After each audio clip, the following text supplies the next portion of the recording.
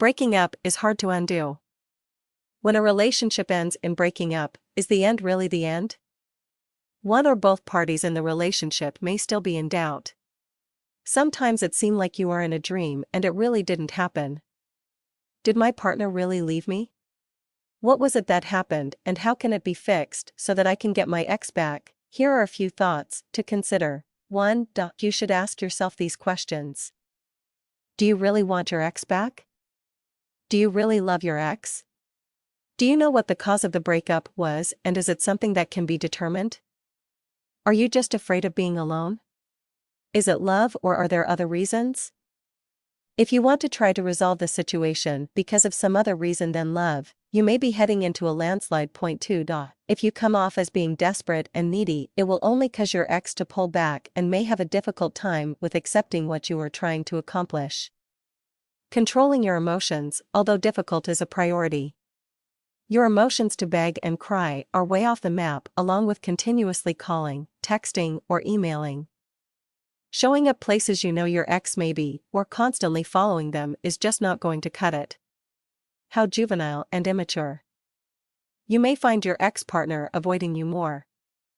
How important is it to you to have your partner back and what will it take to control your emotions? 3. Communication is a big one. I mean civil communication. Leave the communication open and let your ex initiate the conversation or initial contact. Point 4. Trying to find out what went wrong or who did what that led to ending the relationship will be a big one. I mean the real reason.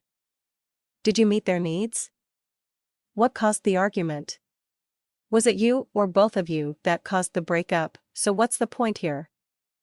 Well, if you feel like locking yourself inside and crying, moping, and striving to be depressed, don't.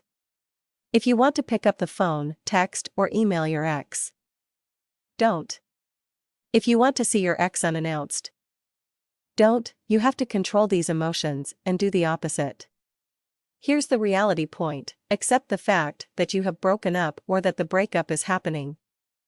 It may be necessary to let them know that you're alright with it and that both of you should move on.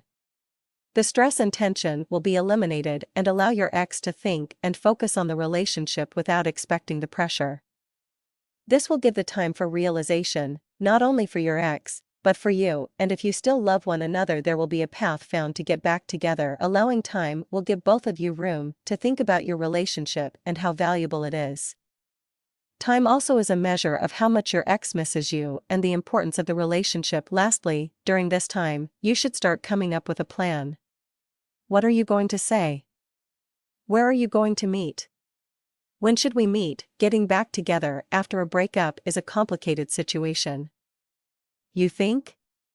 Well, there are great resources to help with coming to grips with your situation and provide you with possible answers.